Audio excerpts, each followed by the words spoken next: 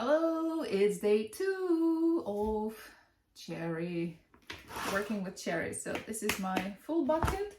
Here is also the same 10-liter bucket, but not full because I have gave some cherries to our friend Mika. And also yesterday I had one more bucket that was in the bag, and I already processed it yesterday. So today will be another day of long blood cherries. Why am I sitting on the floor? Because I don't want to be outside, it's too boring. I have a TV here, so I'm going to watch some stuff and do the stoning, and all of the walls that you can see and furniture is white, so the floor is easy to clean. That's why I'm sitting here. Wish me luck. So when you work with cherries, you have to wear gloves. Okay, you don't have to, but you'd better do, because if you won't, you will get very ugly reddish brownish nails, because all of the cherry juice will get under. It will be really bad. So also, not to have many stains, I use the oven tray and I put my washed cherries, and I have a bucket, just regular plastic bucket for cleaned, peeled the stone cherries, and a smaller one for the stones, and already cleaned some. So you can use the destoner or whatever you have. I don't have anything. I have a lot of cherries and I don't really care about the look, because they will go mostly for the fruit leather or some kind of jam spreads or something like that. So I just use my hands.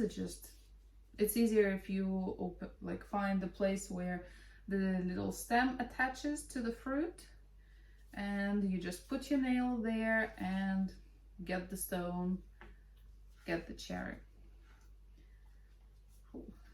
Actually, I did not expect to get any cherries, and especially so much. Otherwise, I would have definitely bought the destoner. And some of the people recommended me to use just the knife and cut cherries in halves, but I tried it yesterday. It was horrible, because the cutting board is full with juices, and maybe my knife's also not very sharp, but it takes so much more energy to do that, and it's also very messy. Found out yesterday that this is actually much better to do it by hand, and in this case all of the juices I can collect them in the, yeah, it's already squirting everywhere. So if you can see, I have juice here in my little cup with stones, and later I'm going to work with it to make juice or Turkish delights. So it's pretty easy. Like, you can't leave it raw, you have to boil it for a while, and this is it. And also you can add a little bit of natron benzoate. It's like a preservative that helps acidic substances prevent them from mold. So we can use that one. We'll see if I will need it or not, but if you're going to store for a very long time, maybe it's better to use. And you don't need to use much, and it's used, as I told you in the rhubarb jam video, it's used like in food industry, like any soda you drink, or like juices from the supermarket, from packets. It is there. Otherwise the mold will be everywhere. So once again, why am I sitting here on the floor in my house? Because outside seems like a pretty nice weather, but there's a lot of wind. There is a lot of cherry cleaning supposed to be done, like washing, and we don't really have water hose outside. Like it's a little bit broken. And I have TV over here, so big one, so I can sit and watch some stuff, and I'm on the floor because everything is white around and we don't want all of those red stains. So I've been talking to you, and I'm destoning a bit slowly but steadily. I will also try to destone my cherries in a little bit more fancy way later for the pies. You can use like the stoner or you can use the straw like for the drinks. I don't have a straw because we don't drink such drinks. So I found like a pen, and basically you can take it and you could push it through. Okay, yeah. And your cherry looks okay. Just to compare. So this one I did with this pen. This one is without. And here, have a look. Of course, this one looks much better. So I will make not so many, but I will destone some of them with a pen later, so I could use them in the pies, so my pies would look more beautiful. Or maybe if I decide to make jam with whole cherries, so we'll see. In Russia, I usually make different compotes. It's kind of a mixture between juice and tea. Basically, you brew berries. And not really fan of them anymore because you need sugar, like to put a lot of sugar, and also I don't really like juices. And like liquids that I drink, they're just usually pure water. If it's cold, I may drink some tea. If you invite, like if I go to someone's home or maybe to a cafe, I will order also some tea. Just everyone drinks, okay, I also want to drink something. Or another one is booze, but just regular soda I don't like. Juices, it's not my thing. Just I don't get any pleasure from drinking, and I feel a lot of guilt because they have a lot of sugar. Even natural juices like freshly squeezed, there is still sugar, like natural sugar from the fruit. And like if I have to drink the whole glass, let's say of juice, let's say it will be orange juice, you need how many? 2 oranges maybe. And in real life I would never be able to eat 2 oranges because it will be too much flavor for me. But in this shade, like in the form of juice, yeah, I can drink, but it means I will intake much more sugar. And by the way, I really like sweets, but I like them in the form of chocolates, cakes, and oh my god, cakes. Yeah, that stuff. Okay, wish me luck. I have to do it with almost 20 liters.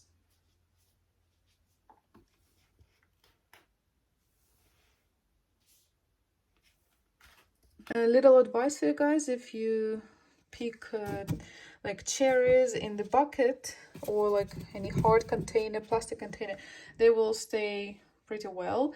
Yesterday when I was cleaning cherries that were in the bag, plastic bag, there was so much juice, it was leaking everywhere, and I don't know, some cherries were crushed. So keep stuff in the bucket, and I'm going to wash these cherries for the clean up. So I have this much plus the full bucket. Oh, I finished the bucket. I still have one left. So I got about half a liter of pure cherry juice. Plus I have some juice here. So I'm going to pour it out. And this is what I got from not a full bucket of cherries. So going to work and after pack them into the Ziploc bags. Hey, Pusha. Okay, so it's time to pack. I already made one bag, so here's my Ziploc bag, just 3-liter bags. And this whole bucket that we made will be enough. So I have a strainer here with cherries and a bucket with cherries, so the juice will get there. So we'll just pour more cherries.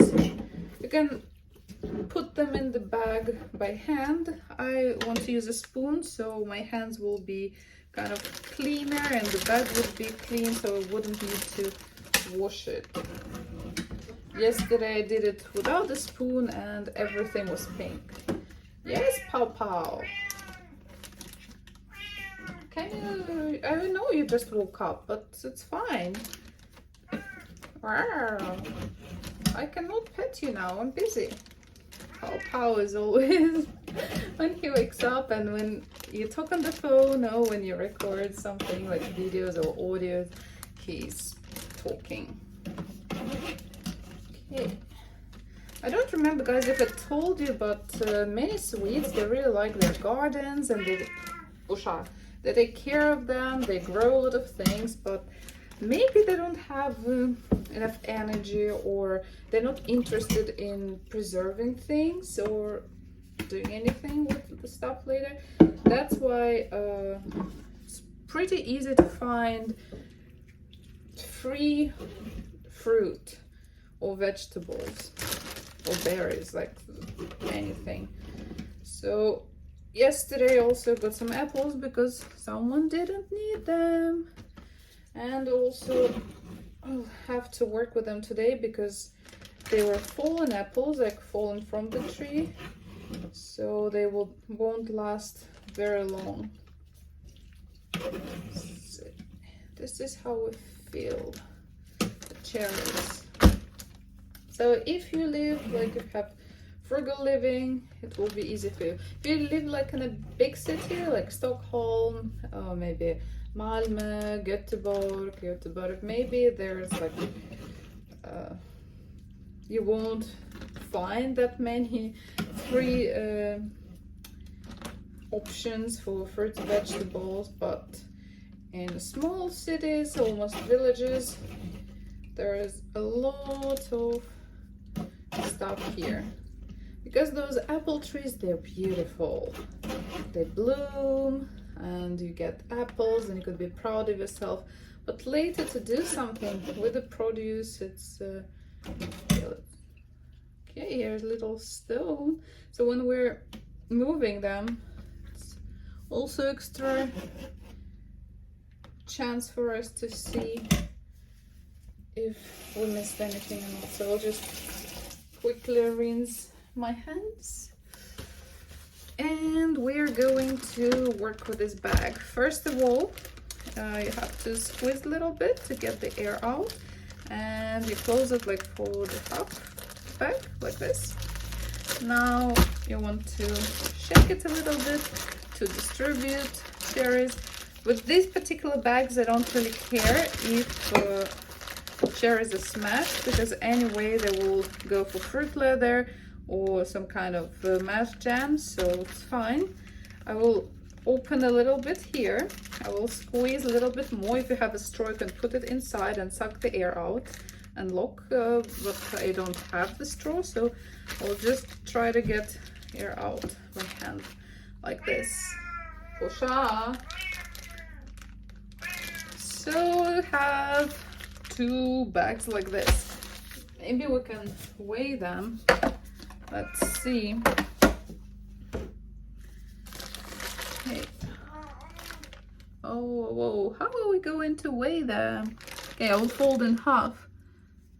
So 1.6 kilos, and together they are, what, too much? Okay, together is too much. Okay, one is 1.7. If we round up, 1.7. And the other one is, okay, like this. Okay, also almost 1.7. So this is how much we got from already like peeled, dejuiced stuff. I would say pretty nice. Later you just open the bag, get as much cherries as you need, and you're done. And here is how much juice we have left. Combine it with what we have already collected, so it's pretty almost the same. So let's see. Whoa, this is okay, almost a liter, almost a full liter. Okay, so now the final bucket. Okay, this is not the final, the small one, but I have the final big one. So here we have cherries, here for the pits or stones. Here will be some ugly cherries, here will be some beautiful cherries. And here is part of my pan, so try to squeeze it and get the stone out. And this cherry looks pretty good, so I'll keep it in the nice cherry pile. Let's go with this one.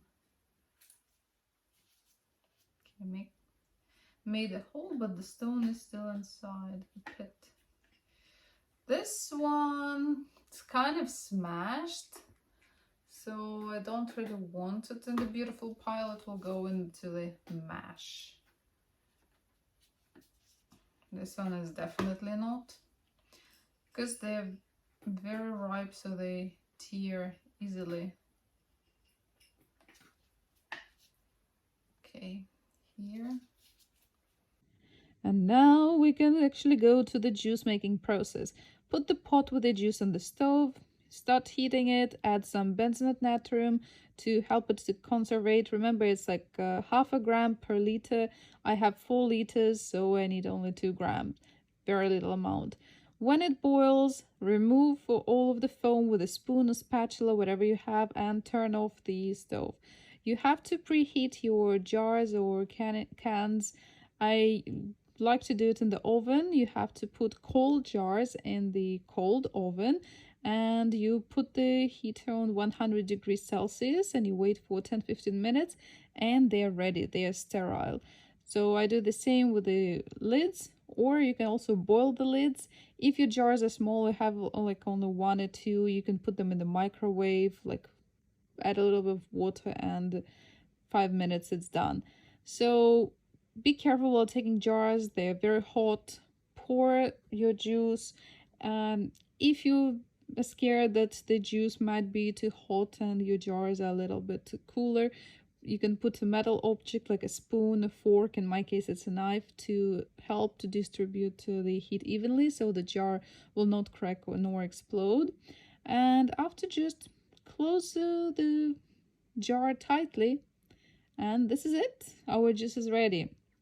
So now the final part, and actually the most important, is to check how well did we close the jars. I like to do it over the little tray with some sides, so it will help me from explosion in case there will be some leakage. So just get any pot or any tray, whatever you have, just for your safety. Carefully take each jar and flip them over. Turn them and see if there's any leakage or not. If there's nothing, it's done. Good job, you did really well. Just leave them aside. And check all of your jars. If for some reason one of the jars is leaking, you have to find another lid, or maybe you have to even take another jar. Next step is we have to cover all of our jars with blankets or towels, and we should have as many layers as we can because we need to wait until all of them will cool down evenly, slowly, and naturally. So longer they will cool down, better it is for preserving. Longer our juice will stay. And this is it. Now you know how to preserve your natural juice, and hope this video was useful for you. And if you like it, subscribe, follow, leave comments, and see you next time.